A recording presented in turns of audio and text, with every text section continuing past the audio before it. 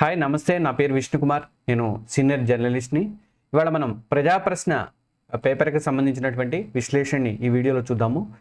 ఇవాళ మెయిన్లో దీన్ని బ్రేక్ ఇచ్చింది అందుకేనా అని చెప్పేసి ఒక మంచి ఐటమ్ని కవర్ చేశారు. కాంగ్రెస్ జనహిత పాదయాత్ర ఆగిపోవడానికి కారణం ఏంటి అని చెప్పేసి ఆ యాంగిల్లో ఒక ఐటమ్ అయితే ఇచ్చారు.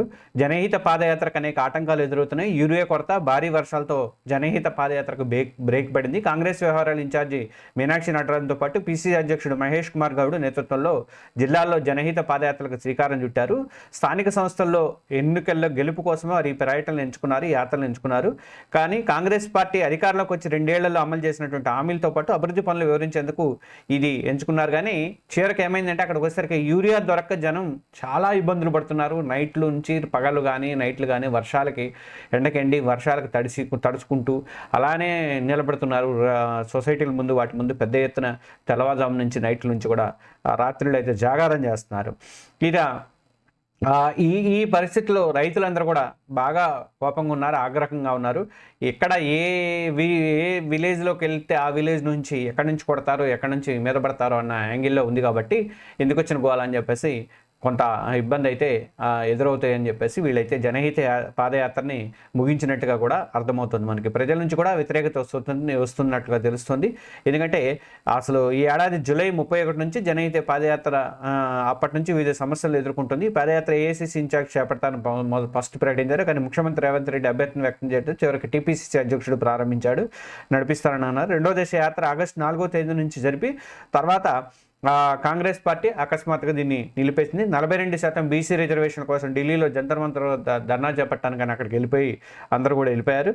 దాంతో పాదయాత్రను అప్పట్లో ఆపేశారు. తిరిగి మళ్ళీ ఆగస్టు 22 ఇన్ఛార్జి ఆదిలాబాద్ జిల్లాలోని ఏఐసిసి ఇన్ఛార్జ్ ఆదిలాబాద్ జిల్లాలోని ఇంద్రవల్లి గ్రామంలో ఎటువంటి సమాచారం ఇవ్వకుండా సందర్శించి గిరిజనులతో మాట్లాడారు. ఆగస్టు 25న వరంగల్ జిల్లా వర్ధనపేటలో 2 రోజుల పాదయాత్ర జరిగింది.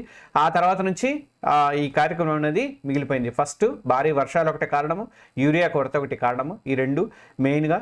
ఇంకా మళ్ళీ 2వ దశలో ఖమ్మం, నల్గొండ, మహబూబ్నగర్, హైదరాబాద్ పూర్వ జిల్లాలో హైదరాబాద్ పాదయాత్ర నిర్వహించాలని నిర్ణయించినప్పుడు కూడా ప్రస్తుతం ఇప్పుడున్న పరిస్థితులలో దాన్ని కంటిన్యూ చేయటం కష్టమే అని చెప్పేసి నేను మాత్రం అనుకుని ఆ డెసిషన్కి అయితే వచ్చినట్టుగా తెలుస్తుంది మనకి. ఇది దీనికి సంబంధించినటువంటి వార్తని మనం చూసాము. ఇక ఉపరాష్ట్రపతిగా రాధాకృష్ణను సిపి రాధాకృష్ణను ఎంపికయ్యారు. 152 ఓట్ల మెజార్టీతో ఎన్డీఏ అభ్యర్థిగా ఆయన గెలుపొందారు. ఉపరాష్ట్రపతి ఎన్నికల్లో ఎన్డీఏ కూటమి అభ్యర్థి తరపున సిపి రాధాకృష్ణన్ గెలుపొందారు. మొత్తం 781 మంది సభ్యులుంటే అందులో 768 మంది పార్లమెంట్ సభ్యులు ఓట్లు వేశారు.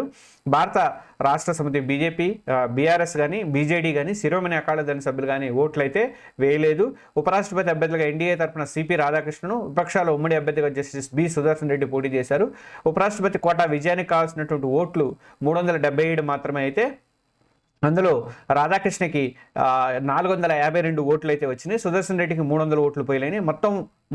పోలైన మొత్తం ఓట్లలో 15 చల్లనిగా గుర్తించారు. అంటే ఎంపీలకు కూడా ఓటేయడం రావట్లేదని దీన్ని బట్టి అర్థమవుతుంది మనకి. దీంతో 152 ఓట్ల మెజార్టీతో రాధాకృష్ణ అయితే గెలుపొందినట్టుగా రాజ్యసభ సెక్రటరీ అయితే ప్రకటించారు. ఆయన కొత్త పార్లమెంటు భవనంలోని F101 వసుంధాలో ఉదయం 10 గంటలకు ప్రారంభమైన పోలింగ్ సాయంత్రం 5 గంటల వరకు కూడా కొనసాగింది. 6 గంటల తర్వాత ఈ ఓట్ల లెక్కింపు అనేది జరిగింది. ఇక టీజీపీఎస్సీకి ఎదురు దెబ్బ. ఇది నిన్న మనం ఇచ్చాము, తెలంగాణ ఎగ్జామ్స్ యూట్యూబ్ ఛానల్లో ఇచ్చాము. మనము గ్రూప్ 1 ఫలితాలని రద్దు చేసింది, జనరల్ ర్యాంకింగ్స్ని రద్దు చేసినటువంటి ప్రభుత్వానికి ఎదురు దెబ్బ తగిలింది అనుకోవాలి నిజంగా. ఎందుకంటే హైకోర్టు మెయిన్స్లో పేపర్లు దిద్దడం అనేది తెలుగు మీడియం అభ్యర్థులకు చాలా అన్యాయం జరిగింది. అక్కడ ఇంగ్లీష్ మీడియం అభ్యర్థులు ఎక్కువ మంది దీంట్లో రావడం, ఫైనల్లో రావడం, మెరిట్ లిస్టులో నిలవడం, తెలుగు మీడియం అభ్యర్థులు తక్కువ మంది నిలవడం బట్టి చూస్తే దాంట్లో సమానత్వం పాటించలేదు. అంటే ఇంగ్లీష్ మీడియం చదువుకున్నటువంటి ఇంగ్లీష్ మీడియంలో నాలెడ్జ్ ఉన్న వాళ్ళ పెట్టి దిద్దిచ్చారా అన్న అనుమానాలు అయితే వచ్చినాయి. దాంతో హైకోర్టు అయితే ఇది రద్దు చేసింది జనరల్ ర్యాంకింగ్స్ని. మళ్ళీ మీరు ఫ్రెష్గా ఎగ్జామ్ అయినా పెట్టుకోండి, లేదంటే రీవాల్యుయేషన్ అనేది చేయండి. మెయిన్స్ మొత్తం కూడా రీవాల్యుయేషన్ చేయించాలి. అందుకు 8 months సెలవు అనేది కూడా ఇచ్చింది, గడువు అనేది ఇచ్చింది. కానీ ఇప్పుడు మెయిన్స్ ఫలితాలు వచ్చినాయి, సర్టిఫికేషన్ కూడా పూర్తయింది, వాళ్ళందరూ కూడా వెయిట్ చేస్తున్నారు. కానీ ఇదంతా తప్పులు జరగడం వల్ల మళ్ళీ మొదటికి వచ్చింది. ఇప్పుడు గ్రూప్ 1 వ్యవహారం అంతా కూడా మొదటికి వచ్చింది. దీని మీద ఏకిపారేస్తున్నాయి అన్నీ. అంటే బీఆర్ఎస్ ఏకిపారేస్తుంది, కానీ బీఆర్ఎస్కి ఆల్రెడీ పాత దాంట్లో చేసిందే కదా ఇది. అయినప్పటికీ కూడా ఆ పార్టీకి సంబంధించినటువంటి నేతలు అయితే దాన్ని చేసుకుంటున్నారు. చూడాలి, అది మళ్ళీ కోర్టుకి వెళ్ళే సుప్రీంకోర్టుకి వెళ్ళే అవకాశం కూడా లేదని చెప్పేసి అంటున్నారు. చూడాలి ఏం జరుగుతుంది అనేది. ఇక మనము ఎయిత్ దానికి వెళ్ళిపోదాము, ఎయిత్ పేపర్కి వెళ్ళిపోదాము. అందులో మనకు ముఖ్యంగా ఎక్స్క్లూజివ్ ఐటమ్స్ కవర్ చేస్తారు. ఇందులో బన్నీకి సంబంధించినటువంటి ఒక ఐటమ్ని కవర్ చేశారు. ఆ ఐటమ్ని మనం చూద్దాం ఈరోజు. బన్నీని మీద అంటే అల్లు అర్జున్ మీద మళ్ళీ నోటీసులు జారీ చేయడం అని చెప్పేసి దాని మీద అల్లు అర్జున్ని టార్గెట్ చేసింది ఆ సర్కారు. ఆ రోజు పేరు మర్చిపోయినందుకు ఇదంతా జరుగుతుందన్న ఒక టాక్ అయితే నడుస్తుంది. ముఖ్యమంత్రి పేరు మర్చిపోయాడని చెప్పేసి అప్పటి నుంచి చేస్తున్నారని అంటున్నారు.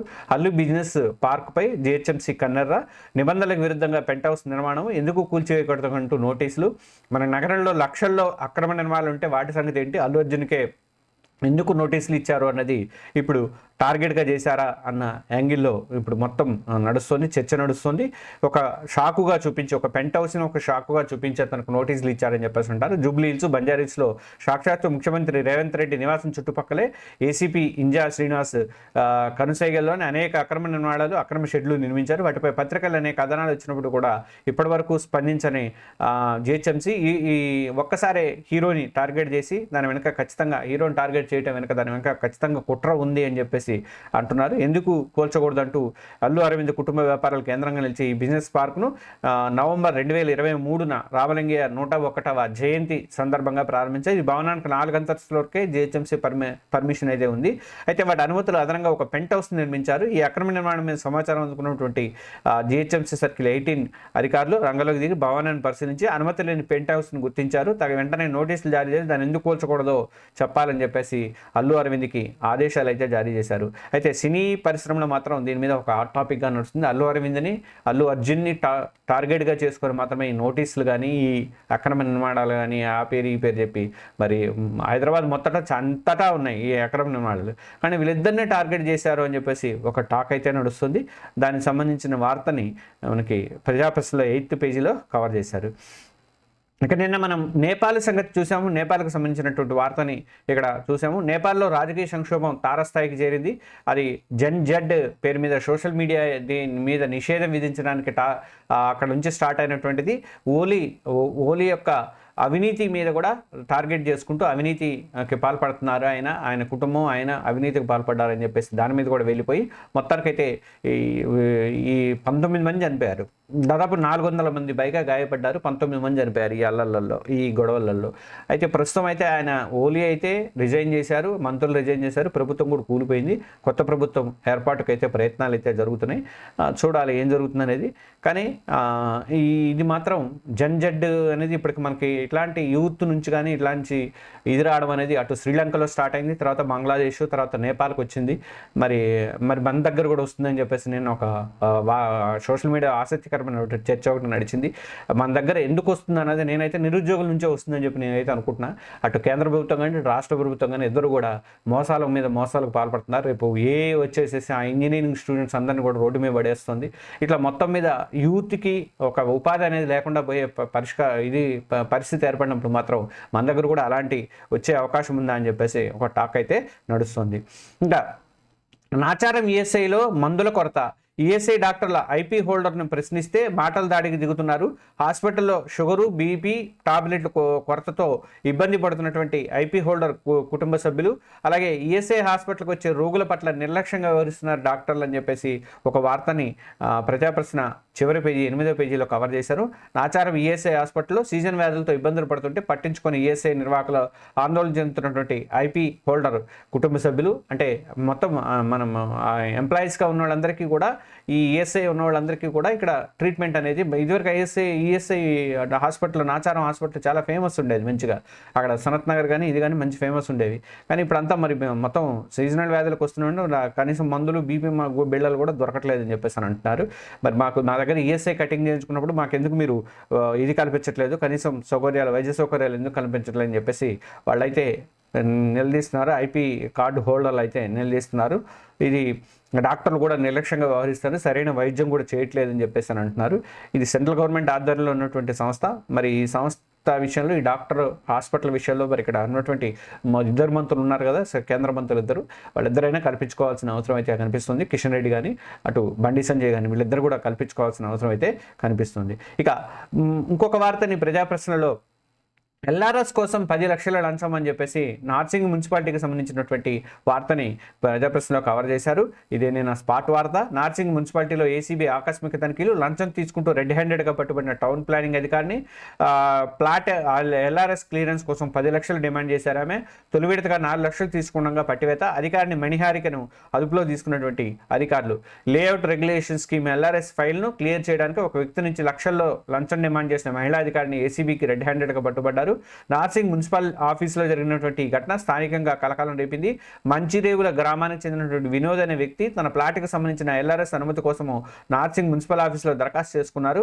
ఈ ఫైల్ను పరిశీలించినటువంటి టౌన్ ప్లానింగ్ అధికారిని మణిహారిక దాన్ని క్లియర్ చేయాలంటే 10 లక్షల లంచం ఇవ్వాలని డిమాండ్ చేశారు. అంత పెద్ద మొత్తం లంచం ఇవ్వడం ఇష్టం లేని వినోద్ నేరుగా ఏసీబీని ఆశ్రయించారు. ఆయన ఫిర్యాదు మేరకు రంగంలో దిగిన ఏసీబీ అధికారులు పక్కా ప్లాన్తో వాళ్ళ పని ఆమెను పట్టుకున్నారు. వినోద్ 4 లక్షల నగదును మణిహారికకు ఆమె కార్యాలయాన్ని అందజేస్తున్న సమయంలో అక్కడే మాట వేసినటువంటి ఏసీబీ అధికారులు ఆమెను రెడ్ హ్యాండెడ్గా పట్టుకున్నారు. నగదు స్వాధీనం కూడా చేసుకున్నారు. ఇది టౌన్ ప్లానింగ్ అంటే దారుణంగా ఉందండి. మొత్తం ఒక్కటే కాదు, అంతా సిటీ అంతటా జిహెచ్ఎంసీ మొత్తం కూడా ఇదే పరిస్థితుంది. ఒక్కొక్కళ్ళు ఒక్కొక్క పాపం పండుతుందని చెప్పేసి అనుకోవాలి. ఉద్యోగాలు లేక నిరుద్యోగులు రోడ్డు బయట తిరుగుతుంటే వీళ్ళకి లక్షలు ఉద్యోగాలు వచ్చి జీతాలు ఇచ్చినా కూడా చాలవు అనమాట. ఇట్లాంటివన్నీ అక్రమాల పేర్లు చెప్పి అది చెప్పి బెదిరించేసేసి డబ్బులు అయితే దొబ్బుతున్నారు. సార్ చూడాలి ఏం జరుగుతుంది అనేది. ఇది ఇవాళ ప్రజాప్రశ్నకు సంబంధించినటువంటి వార్తని ఈరోజు మనం అన్ని హైలైట్ చేసాము. దీనికి సంబంధించినటువంటి వార్తను కవర్ చేసాము ఈ పేపర్ని. మనము మీరందరూ కూడా తెలుగు జర్నలిస్ట్ ఛానల్ని సబ్స్క్రైబ్ చేసుకోండి, అలాగే బెల్ ఐకాన్ని ప్రెస్ చేయండి. ఈ వీడియో నచ్చితే ఒక లైక్ బటన్ అయితే ఇవ్వండి. Thank you.